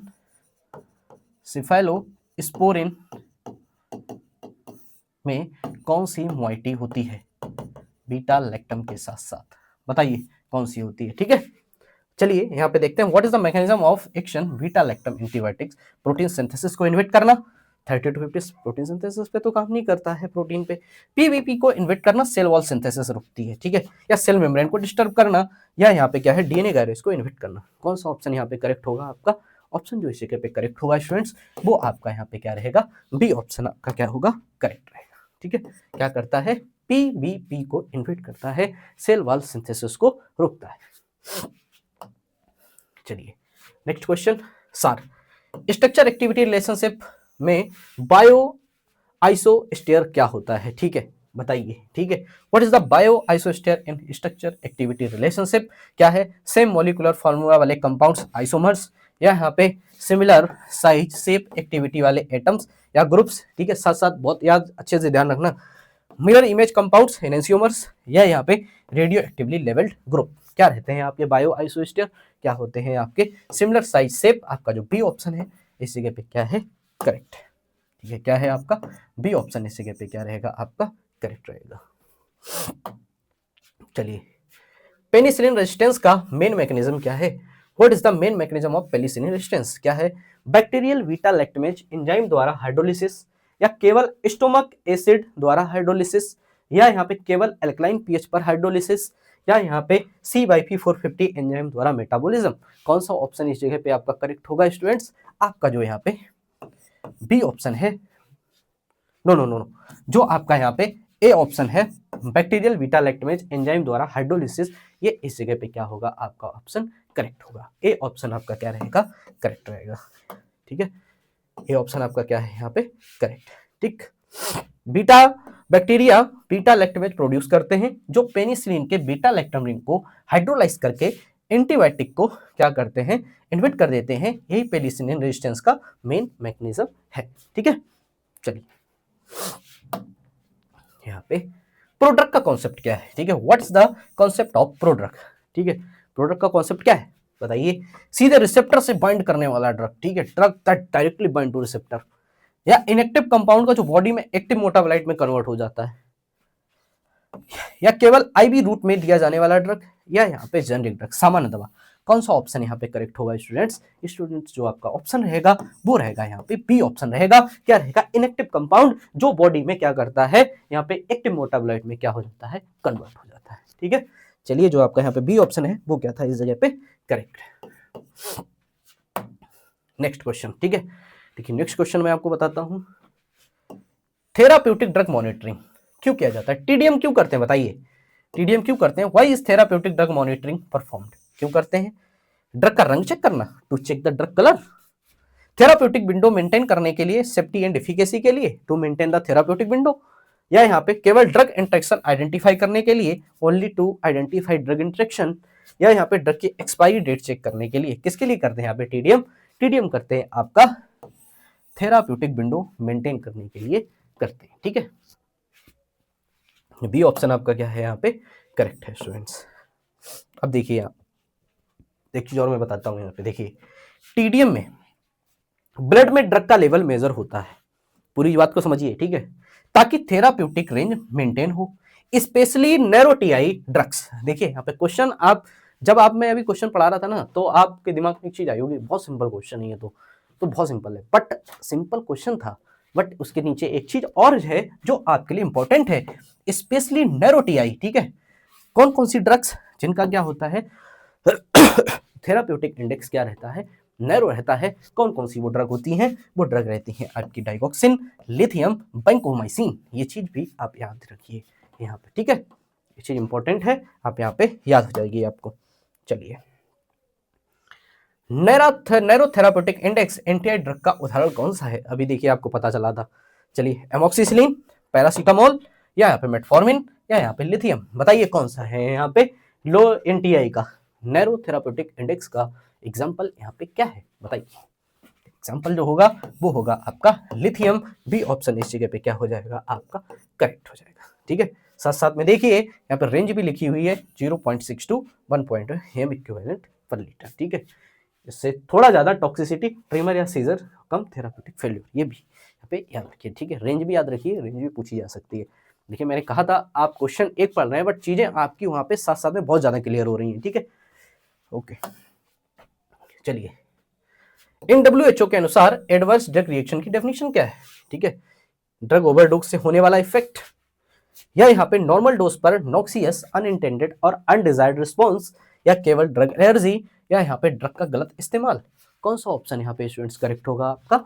आपका जो ऑप्शन करेक्ट होगा वो रहेगा आपका बी, नॉर्मल डोज पर नॉक्सियस, अनइंटेंडेड और क्या रहेगा आपका अनडिजायर्ड रिस्पॉन्स। ठीक है, बी ऑप्शन आपका क्या हो जाता है इस जगह पे करेक्ट हो जाता है। ओके, चलिए नेक्स्ट क्वेश्चन, एंटीबायोटिक, ठीक है, स्टेरॉयड प्रोग्राम का प्राइमरी गोल क्या है? ठीक है, what is the primary goal of an antibiotic steroid program? क्या है? एंटीबायोटिक की कीमत को कम करना, एंटीबायोटिक एंटीमाइक्रोबियल रेजिस्टेंस कम करना, और सही एंटीबायोटिक यूज सुनिश्चित करना, या यहाँ पे सही एंटीबायोटिक, सभी एंटीबायोटिक पर प्रतिबंध लगाना, या नए एंटीबायोटिक डिस्कवर करना। कौन सा ऑप्शन यहाँ पे करेक्ट होगा आपका? आपका जो ऑप्शन यहाँ पे करेक्ट होगा वो रहेगा स्टूडेंट्स आपका बी। ठीक है, एंटीमाइक्रोबियल रेजिस्टेंस कम करना और सही एंटीबायोटिक यूज सुनिश्चित करना। ठीक है, का जो बी ऑप्शन है इस जगह पे वो क्या है यहाँ पे करेक्ट है। ठीक है, चलिए इसके आगे बढ़ते हैं।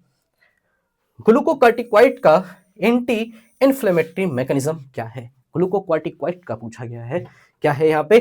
कॉक्स2 का यहाँ पे परमानेंट इनहिबिशन, या lipoprotein synthesis, PLA2 inhibition to arachidonic acid कम होना, या यहाँ पे क्या है न्यूट्रोफिल्स को एक्टिवेट करना, या यहाँ पे हिस्टामिन रिसेप्टर को ब्लॉक करना। ग्लूकोकॉर्टिकॉइड का अब यहाँ पे ग्लूकोकॉर्टिकॉइड, मिनरलोकॉर्टिकॉइड आपकी जिम्मेदारी है, मिनरलोकॉर्टिकॉइड पढ़िए, क्या उसके मैकेनिज्म है एक बार उसको देखिएगा। ठीक है, यहाँ पे मैं आपको बता दे रहा हूँ ग्लूकोकॉर्टिकॉइड की क्या है, तो लाइपोप्रोटीन सिंथेसिस को PLA2 इनहिबिशन। कंफ्यूज मत होइएगा, आप एक बार रीड करिए, मेरा कहने का मतलब है आप मिनरलोकॉर्टिकॉइड पर भी ध्यान दीजिए, साथ साथ में ग्लूकोकॉर्टिकॉइड से होने वाली डिजीज आपको पता होनी चाहिए, मिनरलोकॉर्टिकॉइड की डिजीज पता होनी चाहिए, साथ साथ में आपको पढ़िए कसिंग सिंड्रोम क्या होता है, एडिसन डिजीज क्या होती है, एक बार उनको आप रीड कर लीजिए। ठीक है, इससे रिलेटेड टॉपिक पर तुरंत ध्यान दीजिए। ठीक है, चलिए, जो बी ऑप्शन क्या है आपका सही है इस जगह पे।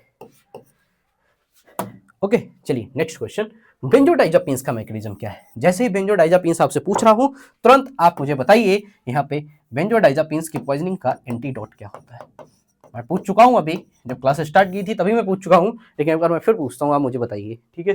क्या होता है यहाँ पे, गाबा ए रिसेप्टर पर क्लोरीन चैनल ओपनिंग फ्रीक्वेंसी बढ़ाना, और गाबा बी रिसेप्टर को एक्टिवेट करना, या सोडियम चैनल ब्लॉक को रोकना, या यहाँ पे कैल्शियम चैनल का ड्यूरेशन बढ़ाना, ठीक है। ये किसकी मैकेनिज्म है, यहाँ पे बारबीट्यूरेट्स की मैकेनिज्म है, यहाँ पे देखिए लिखी हुई ही है, ठीक है। और increase chlorine channel opening frequency, यहाँ पे क्या है, बेंजोडाइजापीन जो आपका है वो क्या करता है, फ्रीक्वेंसी, ठीक है। और बारबीट्यूरेट्स किसके करता है, ड्यूरेशन। अब देखिए मैं आपको एक यहाँ पे ट्रिक सिखाता हूं। आप देखिए बारबीट्यूरेट्स, ठीक है, अगर कभी भी ऐसे आप लिखो बारबीट्यूरेट्स, आपने लिख दिया बारबीट्यूरेट्स, ठीक है। और इसमें क्या होता है, आप इसके ड्यूरेशन, यहाँ पे क्या रहता है, ड्यूरेशन। अब ये याद रखो, यहाँ पे TUR निकल रहा है, यहाँ पे DUR निकल रहा है, ठीक है। जब टुर डुर, टुर डुर क्या है, एक तरीके से दोनों की रिदम क्या है, सेम लग रही है, टुर डुर। तो आप ऐसे याद रखना कि अगर बारबीट्यूरेट्स की बात की जाए, ट्यूरेट्स, तो वहां पे आपको याद रखना है क्या, ड्यूरेशन। ड्यूरेशन स्पेलिंग क्या है, देखिए आप, ये TUR और ये क्या है, DUR, लगभग दोनों क्या है, एक ही जैसे हैं, इसलिए कभी मत भूलिएगा बारबीट्यूरेट्स की क्या रहते हैं, ड्यूरेशन से रिलेशन। और यहाँ पे जो आपका बेंजोडाइजापीन्स होता है, जब आपको एक याद हो जाएगा तो दूसरा ऑटोमेटिक आपको याद हो जाएगा, क्योंकि यही तो कंफ्यूज होती है कि फ्रीक्वेंसी किस में कम ज़्यादा रहती है, या फ्रीक्वेंसी या ड्यूरेशन का यहाँ पे खेल आता है, इन्हीं दो में कन्फ्यूजन होती है। मैंने आपको क्लियर करा दिया, बारबीट्यूरेट्स में TUR निकल रहा है मतलब ड्यूरेशन, और यहाँ पे बेंजोडाइजापीन्स में क्या, फ्रीक्वेंसी, यहाँ पे लिखा हुआ था बट कोई नहीं, ठीक है। चलिए यहाँ पे क्या है, ए ऑप्शन का क्या है, करेक्ट है। अमीनोग्लाइकोसाइड की नेफ्रोटॉक्सिसिटी का मैकेनिज्म क्या है, क्या है, ग्लोमेरुलर फिल्ट्रेशन को रोकना, या यहाँ पे प्रॉक्सिमल ट्यूब्यूल सेल्स में एक्यूमुलेशन और माइटोकांड्रियल डैमेज, या यहाँ पे रीनल ब्लड फ्लो कम करना, या यहाँ पे ADH रिस्पॉन्स को ब्लॉक करना। कौन सा ऑप्शन यहाँ पे करेक्ट होगा, यहाँ पे आपका जो बी ऑप्शन है स्टूडेंट्स, वो क्या होगा आपका करेक्ट होगा, प्रॉक्सिमल ट्यूब्यूल सेल्स में एक्यूमुलेशन और माइटोकांड्रियल डैमेज, ठीक है। बी ऑप्शन क्या है इसी के पे आपका करेक्ट है, टिक। चलिए हेपेरिन का एंटीडोट क्या है, ठीक है, बहुत सिंपल क्वेश्चन है। विटामिन के, यहाँ पे फ्रेश फ्रोजन प्लाज्मा, यहाँ पे प्रोटामिन सल्फेट, या यहाँ पे नेलोक्सोन, क्या होगा आपका प्रोटामिन सल्फेट। तो चलिए मुझे बताइए यहाँ पे वारफेरिन का जो आपका स्ट्रक्चर होता है उसमें मोइटी कौन सी होती है, वारफेरिन के स्ट्रक्चर में कौन कौन सी होती है, और साथ साथ में यहाँ पे आप मुझे बताइए विटामिन K1, K2, K3 क्या होता है, ठीक है। तीनों के मुझे नाम बताइए यार, ओके। चलिए यहाँ पे ठीक है, बी ऑप्शन आपका क्या हो गया इस जगह पे करेक्ट हो गया। Next question, calcium channel blocker में सबसे ज्यादा कार्डियक सिलेक्टिव ड्रग कौन सा है, which calcium channel blocker is most cardiac selective, ठीक है, एम्लोडिपिन, निफेडिपिन, या यहाँ पे फेलोडिपिन, या यहाँ पे बरप्पामिल, कौन होगा यहाँ पे आपका जो सी ऑप्शन है स्टूडेंट्स, वो यहाँ पे आपका क्या होगा करेक्ट होगा, कार्डियक सिलेक्टिव, ठीक है। क्या रहा आपका सी ऑप्शन यहाँ पे क्या है आपका करेक्ट, ठीक है। चलिए आगे बढ़ते हैं और देखते हैं सक्सेनाइल कोलिन किस टाइप का न्यूरोमस्कुलर ब्लॉकर है, ठीक है, सक्सेनाइल कोलिन, ठीक है। साथ साथ में आप मुझे बताइए डी ट्यूबोक्यूरानाइन, डी ट्यूबोक्यूरानाइन का के बारे में भी बताइए आप मुझे, साथ साथ में आपको पता होना चाहिए, नहीं पता है तुरंत देखिए डी ट्यूबोक्यूरानाइन क्या होता है, तुरंत देखिए आप, ठीक है। क्या है यहाँ पे, which type of neuromuscular blocking succinylcholine, non depolarizing competitive blocker, जैसे नहीं, उसके बाद depolarizing blocker, phase 1 block, okay, या यहाँ पे सी कैल्शियम चैनल ब्लॉकर, या एंटी कोलेस्ट्रॉल। ऑप्शन क्या होगा स्टूडेंट्स यहाँ पे आपका बी ऑप्शन इस जगह पे क्या रहेगा आपका सही रहेगा, phase 1 block depolarising blocker, okay. चलिए इन टेट्रासाइक्लिन को दूध के साथ क्यों नहीं लेना चाहिए, why should tetracycline not be taken with milk, क्यों नहीं लेना चाहिए, क्योंकि यहाँ पे test become very wet because जे ब्लीडिंग, या ड्रग गेट्स डिग्रेडेड, यहाँ पे कैल्शियम चिलेशन क्या हो जाता है, यहाँ पे कैल्शियम के साथ ये क्या करता है चिलेशन करता है, ठीक है। जरा एक बार मुझे बताइए टेट्रासाइक्लिन का ADR बताइए, सबसे ज्यादा इसका सबसे भयंकर ADR क्या होता है, एडवर्स रिएक्शन मुझे बताइए क्या होता है यहाँ पे टेट्रासाइक्लिन का, नहीं तो पढ़िए, मैं अभी भी आपको बताता हूँ, मैं नहीं बताऊंगा, आप देखिए खुद ही देखिए, कि यहाँ पे एडीआर, इसका सबसे भयंकर एडीआर कौन सा होता है टेट्रासाइक्लिन का, और उसके बारे में भी आप पढ़िएगा। जो इसका एडीआर है उसके बारे में थोड़ी सी हिस्ट्री जरूर पढ़िएगा, ठीक है। उससे रिलेटेड और भी ड्रग्स आप पढ़िएगा, कौन सी जो जो ये एडीआर करता है ना, इसमें एक आता है, मैं अभी आप देखिएगा, मैंने आपको हिंट किया है और आपकी जिम्मेदारी बनती है आप पढ़िए, और साथ साथ में ये भी देखिए कि वो और कौन कौन सी ड्रग्स से कॉज होता है, ठीक है। चलिए अब आइए, यहाँ पे क्या है, बी ऑप्शन आपका क्या है, करेक्ट है इस जगह पे, ठीक। चलिए, सीरोटोनिन सिंड्रोम का क्लासिकल ट्रायड क्या है? ओके, ठीक है। Fever, rigidity, autonomic instability, NMMS, या यहाँ पे mental changes, autonomic instability, neuromuscular abnormalities, no no, tremor, bradycardia या हाइपोटेंशन, ओके, ठीक है, या सीजर्स कोमा, हाइपरथर्मिया ओनली, ठीक है। हाँ, यहाँ पे कौन सा ऑप्शन होगा? देखिए, सीरोटोनिन सिंड्रोम का क्लासिकल ट्रायड पूछा गया है, तो यहाँ पे स्टूडेंट्स रहेगा आपका मेंटल स्टेटस चेंज और ऑटोनोमिक इंस्टेबिलिटी। बी ऑप्शन आपका क्या रहेगा इस जगह पे, करेक्ट रहेगा, ठीक है। बी ऑप्शन आपका क्या है इस जगह पे, करेक्ट, ठीक है। देखिए क्या होता है, हंटर क्लासिकल ट्रायड क्या रहता है, एजिटेशन, कंफ्यूजन, टैकीकार्डिया, हाइपरथर्मिया, या यहाँ पे क्या होता है, क्लोनस, हाइपरफ्लेक्सिया, ट्रिमर, एसएसआरआई, ठीक है। ये यहाँ पे होता है, ये चीज आप याद रखिएगा, ठीक है। इंपॉर्टेंट क्वेश्चन था ये। चलिए आगे बढ़ते हैं। प्रोटॉन पंप इन्वर्टर का मैकेनिज्म बहुत सिंपल है, ठीक है, बहुत सिंपल है, ये बहुत बहुत सिंपल है, यहाँ पे कोई दिक्कत नहीं है। बट यहाँ पे H2 रिसेप्टर को ब्लॉक करना, या यहाँ पे गैस्ट्रिन रिसेप्टर को ब्लॉक करना, या पे पैराइटल सेल में H+K+ एटीपीएस पंप को इरिवर्सिबली इन्वर्ट करना, या एंटासिड की तरह एसिड न्यूट्रल रखना, कौन सा ऑप्शन होगा यहाँ पे आपका? यहाँ पे रहेगा बी ऑप्शन रहेगा, ठीक है। चलिए, ये तो बहुत सिंपल था। इसके साथ साथ एक चीज और मैं आपको एक्सप्लेन करता हूँ स्टूडेंट्स, रीवाप्राजन और साथ साथ में बोनाप्राजन। रीवाप्राजन और बोनाप्राजन क्या होती हैं, इन ड्रग्स को सर्च करिए और जरा इनके बारे में पढ़िए कि इनकी मैकेनिज्म क्या होती है, रीवाप्राजन और साथ साथ में बोनाप्राजन की, ठीक है। चलिए आगे बढ़ते हैं, बी ऑप्शन यहाँ पे क्या है आपका, करेक्ट है। चलिए नेक्स्ट क्वेश्चन पढ़ते हैं।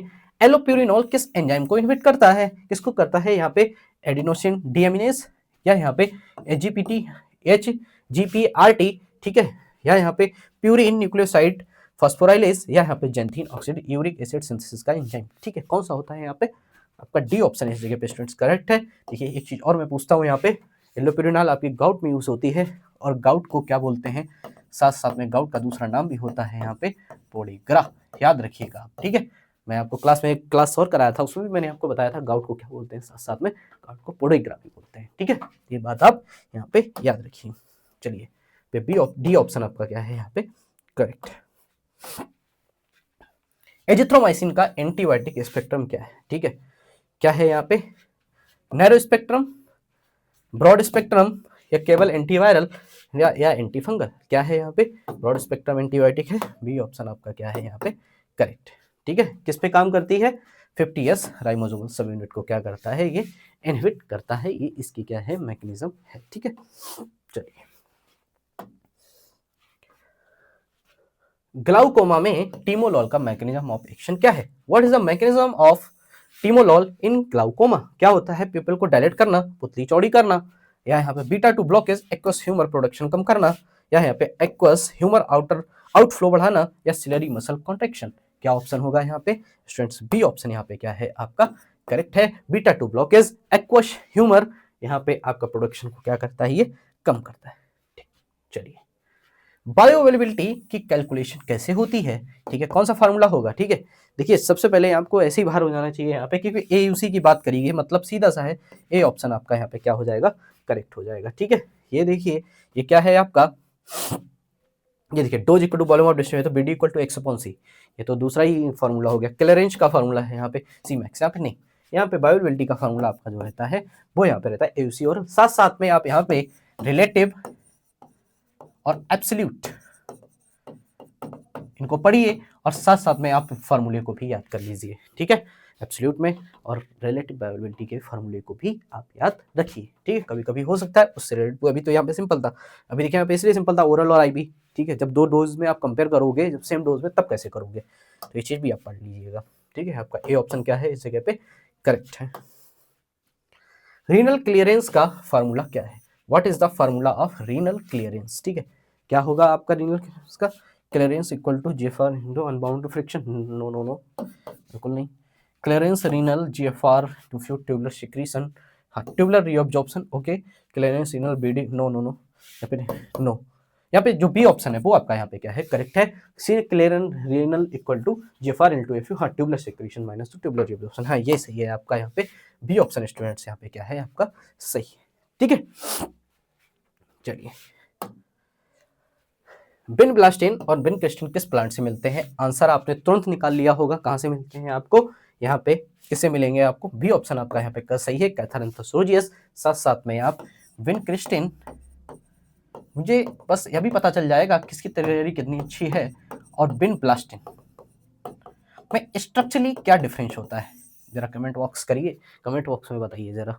बिन क्रिस्टिन बिन ब्लास्टिन, देखिए मेरा यहाँ पे आपको ऐसे हुक देने का एक ही मतलब है कि आप तुरंत उसको पढ़िए। देखिए अभी मैं आपको क्या करूँ, यहीं पे मैं आपको आंसर दे दूँ, तो पता है होता क्या है, कभी कभी हमें आंसर 80% आ रहा होता है, ठीक है, और अगर मैं आपको वो आंसर दे दूंगा ना, तो आपको ऐसा फील होगा हाँ ये तो आंसर मुझे आ ही रहा था, लेकिन हो सकता है आपके दिमाग में 20% का कन्फ्यूजन हो। मैं आपको हुक दे रहा हूँ बीच बीच में, इसीलिए दे रहा हूँ कि जस्ट आप एक बार देख लीजिए, ठीक है, बिन क्रिस्टिन में क्या होता है, बिन ब्लास्टिन में क्या होता है, ठीक है, इन दोनों को स्ट्रक्चरली डिफरेंस आपको बहुत अच्छे से याद होना चाहिए, ओके। चलिए,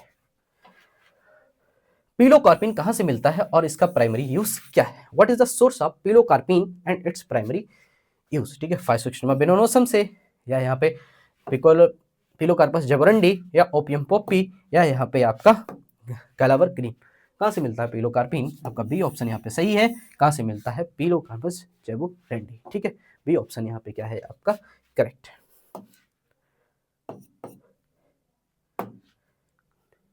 नो नो, हाँ, कॉल्चिसिन किस प्लांट से प्राप्त होती है, ठीक है, एलोवेरा से, नक्सभूमिका से, या कॉल्चिकम ऑटोमिनेल से, या बेलाडोना से। कॉल्चिसिन कहाँ से मिलती है आपको, कॉल्चिकम ऑटोमिनेल से मिलती है, फैमिली का नाम बताइए, ठीक है। नक्सभूमिका किस क्लास का एल्कोलाइड है बताइए, ठीक है। एलोवेरा का यहाँ पे टेस्ट बताइए, ठीक है, ये चीज इंपॉर्टेंट है, बताइए मुझे 3 चीजें ये। चलिए, यहाँ पे क्या है, बी ऑप्शन आपका क्या है स्टूडेंट्स करेक्ट। सेना में कौन से एक्टिव कॉन्स्टिट्यूएंट्स होते हैं, ठीक है, मॉर्फिन जैसा एल्कोलाइड, नो, कार्डियोग्लाइकोसाइड, या एंथ्रोक्विनोन ग्लाइकोसाइड, सिनोसाइड, या यहाँ पे सेपोनिन, क्या रहते हैं आपके, सिनोसाइड ए और सिनोसाइड बी, यहाँ पे ये ऑप्शन आपका सही है, बी ऑप्शन आपका सही है, सेपोनिन, ये तो डी ऑप्शन है, ये सही नहीं है आपका, ये रॉन्ग है यहाँ पे। चलिए, इसके लिए मुझे टेस्ट बताइए, ठीक है, स्पेसिफिक स्पेसिफिक टेस्ट आप मुझे बताइए। चलिए, यहाँ पे एंथ्राक्विनोन, सिनोसाइड ए, सिनोसाइड बी आपका क्या है, हाँ ठीक। चलिए, यहाँ पे मिल्क थिसल शिली, हाँ, साइलिबम मरियानम का एक्टिव कंपाउंड क्या है, ठीक है। देखिए अब यहाँ पे एक चीज है इंपॉर्टेंट, अभी मैं आपको बता दूं, करक्यूमिन, या यहाँ पे सिलिमैरिन, यहाँ पे रूटिन, या यहाँ पे क्यूरसिटिन, कौन सा ऑप्शन यहाँ पे सही है स्टूडेंट्स? स्टूडेंट्स आपका ऑप्शन जो है बी वो सही है, सिलिमैरिन। और मेरा यहाँ पे जो आपको मेन मकसद है बताने का, एक चीज मैं आपको बताता हूँ। देखिए अभी मैं यहाँ पे इसको ऐसे कर दूँ और इतना ही पूछूं, मिल्क थिसल जो है उसका एक्टिव कंपाउंड क्या है? जब आप देख रहे हो ना, जब आपके सामने सिलिबम का नाम निकल के आ जाए तो आप ऐसे ही आप टिक कर दोगे यहाँ सिलिमैरिन होगा। बट अगर आपसे यहाँ पे मिल्क थिसल से ये क्वेश्चन पूछ दिया जाए तब आपके लिए चीज क्या हो जाएगी, टफ हो जाएगी। देखिए यही होता है, क्वेश्चन सिंपल होता है उसको टफ बनाया जाता है, समझ रहे हैं आप? उसके दूसरे नाम से आपसे पूछ सकते हैं, जैसे मैं अभी आपसे कह रहा था पैसिफिक यू से आपसे क्वेश्चन पूछा जा सकता है, इसलिए ये चीज भी साथ साथ में आपको याद रखनी है। क्या था आपका बी ऑप्शन यहाँ पे करेक्ट। चलिए, ट्रांसडर्मल ड्रग डिलीवरी सिस्टम टीडीडीएस के लिए आइडियल ड्रग प्रॉपर्टीज क्या है? ठीक है, लो मॉलिकुलर वेट, ठीक है, लाइपोफिलिक कम डोज में प्रभावी, या लार्ज डोज रिक्वायरमेंट पानी में घुलनशील, हाई मॉलिकुलर वेट हाइड्रोफिलिक पानी में घुलनशील, या हाईली प्रोटीन बाउंड ड्रग, कौन सा है? ऑप्शन ए आपका सही है, लो मॉलिकुलर वेट, ठीक है, लाइपोफिलिक कम डोज में प्रभावी, ये ऑप्शन यहाँ पे क्या है आपका करेक्ट है, ठीक है। टीडीडीएस आइडियल मॉलिकुलर वेट आपका कम होना चाहिए, लाइपोफिलिक 1 to 3, यहाँ पे भी लो डेली डोज, यहाँ पे 10 mg, एग्जाम्पल जैसे निकोटीन, फेंटानिल, या यहाँ पे एस्ट्राडायोल पैचेस, ठीक है, इंपॉर्टेंट है, याद कर लीजिए ये, ठीक है। चलिए,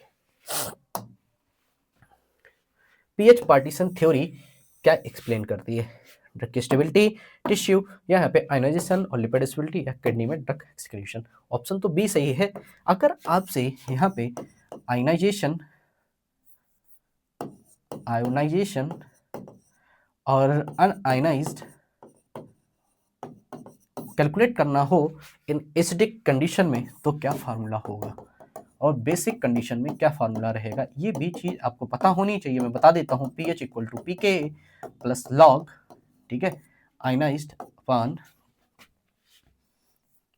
लॉग आयनाइज्ड अपॉन अनआयनाइज्ड होता है, ठीक है। ये बात आप याद रखेंगे किसके केस में, एसिड के केस में। और यही चीज अगर मैं आपसे बेसिक के केस में पूछ दूं कि बेसिक के केस में क्या रहेगी, आपका रहेगा pH equal to pKa plus log, ठीक है, अनआयनाइज्ड अपॉन आयनाइज्ड। देखिए ये स्टूडेंट्स मैंने आपको इसलिए बता दिया, ये कमेंट बॉक्स में आपको लिखने में प्रॉब्लम आती, इसलिए मैंने आपको बता दिया, आप यहीं से याद कर लीजिए, कोई दिक्कत नहीं, ठीक है। नहीं तो मैं आपसे ही पूछता ही है, ठीक है। चलिए आपका बी ऑप्शन इस जगह पे क्या था, करेक्ट है।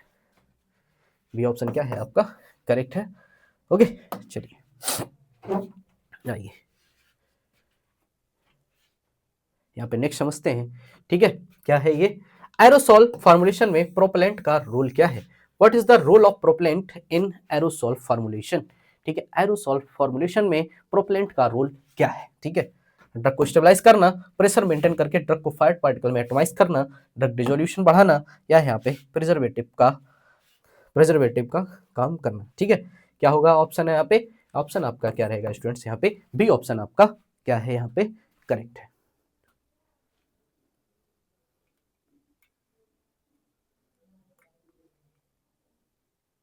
ठीक है, इसके बाद का क्वेश्चन देखते हैं तुरंत, ठीक है। बी ऑप्शन क्या था इस जगह पे आपका, करेक्ट। चलिए नेक्स्ट क्वेश्चन, पेरेंटल प्रिपरेशन के पायरोजन टेस्ट में कौन से मेथड यूज करते हैं, ठीक है। कौन सा यूज करते हैं यहाँ पे, देखिए माउस टेस्ट, चूहे का टेस्ट, या in vitro cell culture test, या यहाँ पे LAL test, in vitro rabbit test, okay, या यहाँ पे ग्यूनिया पिग, यहाँ पे सेंसिटाइजेशन टेस्ट, कौन सा करते हैं यहाँ पे। यहाँ पे जो आपका डी ऑप्शन है वो क्या है यहाँ पे आपका सही है, लॉल टेस्ट, ठीक है। लाल की फुल फॉर्म बताइए, ठीक है, लाइवनेस एम्यूसाइट लाइसेट, ठीक है, कोई नहीं मैंने बता दिया आपको। चलिए बेड ग्रेनुलेशन में बाइंडर का क्या रोल होता है, बाइंडर का क्या रोल है, ग्रेनुलेशन को डिसइंटीग्रेंट तोड़ना, या यहाँ पे क्या है पाउडर पार्टिकल्स को ग्रेन्यूल में बाइंड करना मतलब जोड़ना, या टैबलेट के रंग देना कलरिंग, या यहाँ पे लुब्रिकेशन प्रोवाइड करना। क्या ऑप्शन आपका यहाँ पे करेक्ट होगा स्टूडेंट्स, आपका जो बी ऑप्शन है वो इस जगह पे क्या होगा, करेक्ट होगा, पाउडर पार्टिकल्स को ग्रेन्यूल में क्या करना, बाइंड करना, ओके। बी ऑप्शन क्या है यहाँ पे आपका करेक्ट है, ठीक। चलिए आइए जीटा पोटेंशियल और कोलाइडल स्टेबिलिटी में क्या रिलेशन है, ठीक है। What is the relation between zeta potential and colloidal stability, ठीक है। क्या है यहाँ पे high zeta potential equal to unstable colloid, ठीक है, या यहाँ पे +-30 MB से अधिक zeta potential equal to stable colloid, या यहाँ पे जीटा पोटेंशियल का स्टेबिलिटी पर कोई इफेक्ट नहीं पड़ता, या यहाँ पे 0 zeta potential equal to maximum stability. कौन सा ऑप्शन यहाँ पे आपका करेक्ट होगा, ऑप्शन जो आपका करेक्ट होगा वो आपका क्या रहेगा, बी ऑप्शन यहाँ पे क्या है आपका करेक्ट, ठीक है। और देखिए यहाँ पे जीटा पोटेंशियल 30 MB पार्टिकल के बीच सफिशिएंट रिपल्सन मतलब एग्रीगेशन नहीं होती है इक्वल टू स्टेबल कोलाइड, ठीक है। और यहाँ पे क्या लिखा है, अगर आपका +-MB से नीचे हो जाएगा तो क्या हो जाएगी यहाँ पे इनस्टेबिलिटी शुरू हो जाती है, ठीक है। ये बात भी आप यहाँ पे याद रखिएगा। चलिए नेक्स्ट क्वेश्चन, एंजाइम काइनेटिक्स में Km क्या रिप्रेजेंट करता है, ठीक है। क्या रिप्रेजेंट करता है, मैक्सिमम रिएक्शन वेलोसिटी, या यहाँ पे Vmax/2 पर सबस्ट्रेट कंसंट्रेशन, एंजाइम एफिनिटी को मेजर, या यहाँ पे प्रोडक्ट इनहिबिशन कांस्टेंट, या यहाँ पे एंजाइम की कंसंट्रेशन क्या करता है। यहाँ पे स्टूडेंट जो आपका बी ऑप्शन है वो क्या रहेगा यहाँ पे करेक्ट रहेगा, ठीक है। Vmax/2 पर सबस्ट्रेट कंसंट्रेशन, एंजाइम एफिनिटी का मेजर, ठीक है, ये यहाँ पे आपका क्या है करेक्ट ऑप्शन है, क्या है आपका बी ऑप्शन यहाँ पे क्या है करेक्ट है, ठीक। चलिए एक और इसी से रिलेटेड, कंपटीटिव इनहिबिशन क्या होता है, Vmax कम होता है Km सेम रहता है, दोनों, ठीक है, both Km and Vmax change, या यहाँ पे क्या है Km बढ़ता है Vmax सेम रहता है, एक्सेस सबस्ट्रेट ओवरकम कर सकता है, या यहाँ पे Vmax बढ़ता है। कौन सा ऑप्शन यहाँ पे आपको ठीक लग रहा है, ऑप्शन जो होगा इस जगह पे स्टूडेंट्स वो रहेगा आपका सी, Km क्या होता है आपका बढ़ता है, ठीक है। सी ऑप्शन आपका क्या है यहाँ पे करेक्ट है। Next question, drug induce lupus lupus किन ड्रग से होता है? ठीक है, किससे होता है? पेनिसिलिन अमोक्सिसिलिन से, हाइड्रोलाजिन प्रोकेनामाइड आइसोनियाजिड से, या यहाँ पे मेटफॉर्मिन ग्लिपिजाइड से, या यहाँ पे एस्पिरिन या आइबुप्रोफेन से। किससे होता है? एचआईपी से होता है स्टूडेंट्स। ड्रग इंड्यूस लुपस आपका जो बी ऑप्शन है इस जगह पे क्या है? करेक्ट है। एचआईपी बोले तो हाइड्रोलाजिन, प्रोकेनामाइड और आइसोनियाजिड।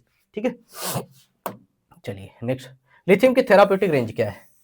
बताई थी अभी मैंने आपको, जब आपको करा रहा था वहाँ पे एक लिथियम का क्वेश्चन आया था यहाँ पे नैरो टीआई का, वहाँ पे आपने देखा था, मैंने आपको रेंज भी बताई थी, बट कोई नहीं।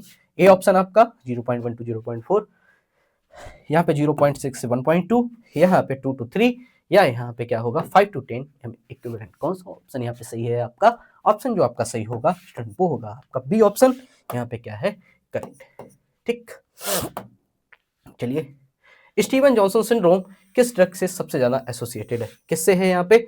बीटा ब्लॉकर से, या एस इनहिबिटर से, या प्रोटॉन पंप इनहिबिटर से, या sulfonamide anti convulsant allopurinol. Steven Johnson SJS इसको बोलते हैं। तो कौन सा यहाँ पे ऑप्शन आपका सही होगा? ऑप्शन आपका क्या रहेगा स्टूडेंट्स? यहाँ पे सी ऑप्शन आपका क्या रहेगा? सही रहेगा।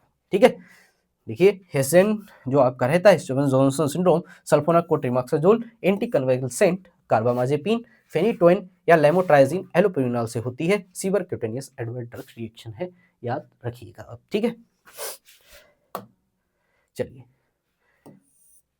यहाँ पे ग्लाइकोप्रोटीन पी ग्लाइकोप्रोटीन का ड्रग डिपोजिशन का में क्या रोल है? ड्रग मेटाबॉलिज्म बढ़ाना, सेल में ड्रग को इफ्लक्स करना, एब्जॉर्प्शन सीएनएस पेनिट्रेशन कम करना, ड्रग को प्लाज्मा प्रोटीन से बाइंड करना, या रीनल फिल्ट्रेशन। स्टूडेंट्स आपका ऑप्शन यहाँ पे क्या रहेगा?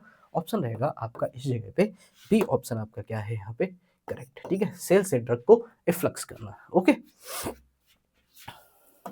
चलिए नेक्स्ट क्वेश्चन। बैंकोमाइसिन किस बैक्टीरिया के लिए यूज होता है? ठीक है, ग्राम नेगेटिव बैक्टीरिया, ठीक है, या यहाँ पे स्यूडोमोनास एरोजिनेशिया, या यहाँ पे MRSA, methicillin resistance, staphylococcus aureus, या यहाँ पे माइक्रोबैक्टीरियम ट्यूबरक्लोसिस। किसके लिए होता है? बैंकोमाइसिन किस बैक्टीरिया के लिए यूज किया जाता है?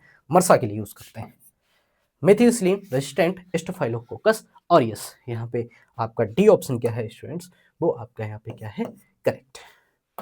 ठीक, क्लोरोक्विन का एंटी माइक्रोबियल यानी एंटी मलेरियल मैकेनिज्म क्या है?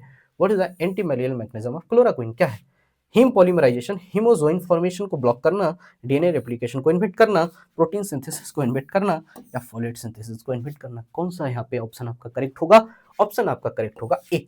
ठीक है, क्या रहेगा? हीम पॉलीमराइजेशन हीमोजोइन फॉर्मेशन को क्या करता है? ब्लॉक करता है। आपका यहाँ पे ए ऑप्शन यहाँ पे करेक्ट है। ठीक है स्टूडेंट्स, देखिए क्या लिखा है। क्लोरोक्विन पैरासाइट के एसिडिक फूड वैक्यूल में कंसंट्रेट होता है और प्लाज्मोडियम टॉक्सिक हीम को हीमोजोइन इनर्ट पॉलीमर में कन्वर्ट करता है। ठीक है, क्लोरोक्विन यह पॉलीमराइजेशन ब्लॉक करके टॉक्सिक हीम एक्यूमुलेट कराता है। ठीक है, ये चीज मैंने आपको रीड करके बता दी। अब देखिए स्टूडेंट्स, ये क्वेश्चन मैंने आपसे जो डिस्कस किए हैं ये 70 क्वेश्चन हैं, और ये मैंने बहुत ही इंपॉर्टेंट क्वेश्चन आपको डिस्कस किए हैं। इसके साथ साथ मैंने जो आपको यहाँ पे कॉन्सेप्ट भी बताया वो भी बहुत इंपॉर्टेंट है। इसके आगे की मैं क्लास आपको दूसरी क्लास कराऊंगा जिसमें मैं आपको एमसीक्यूज जो कराऊंगा 30 एमसीक्यूज वो आपके रहेंगे, नॉन फार्मा के करवाऊंगा, वो भी बहुत इंपॉर्टेंट। फिर मैं इसके बाद आपको और भी क्लास कराऊंगा जिस जब तक आपका एग्जाम नहीं हो जाता है। एक्सपेक्टेड क्वेश्चन है स्टूडेंट, क्लास को देखिए, साथ साथ में आप अपने नोट्स को अपने पास रखिए, तुरंत ओपन करिए। मैं कोई भी क्वेश्चन यहाँ पे पढ़ा रहा, सिंपल ही सही, वो क्वेश्चन आपके लिए सिंपल ही सही, बट आप उस क्वेश्चन से रिलेटेड आप देखिए क्या क्वेश्चन बन सकता है। ठीक है, आप उसको पढ़िए। अगर कोई आपके पास यहाँ पे बायोलॉजिकल सोर्स आ रहा है तो आप उसकी फैमिली पर भी उतना ही ध्यान दीजिए। साथ साथ में कोई भी आपको अगर क्लासिफिकेशन आ रहा है तो साथ साथ में आपका फोकस होना चाहिए कि आपको उसका एडीआर भी आना चाहिए। अच्छे से पढ़ लीजिए। साथ साथ में कुछ टेक्स्ट ऐसी हैं इंपॉर्टेंट होती हैं जिनमें आपको क्या है उनकी मोइटी भी याद होनी चाहिए। स्टूडेंट्स लास्ट टाइम है, जोर लगा दीजिए और बहुत अच्छे से प्रिपरेशन करिए। आरआरबी आपके हाथ में होगा। Thank you students. और इसके बाद जो हम आपको क्लास कराएंगे वो 30 क्वेश्चन हम आपको करवाएंगे नॉन फार्मा के, बहुत इंपॉर्टेंट क्वेश्चन वो भी होंगे। आप प्रॉपर फोकस करिएगा। Okay, thank you students.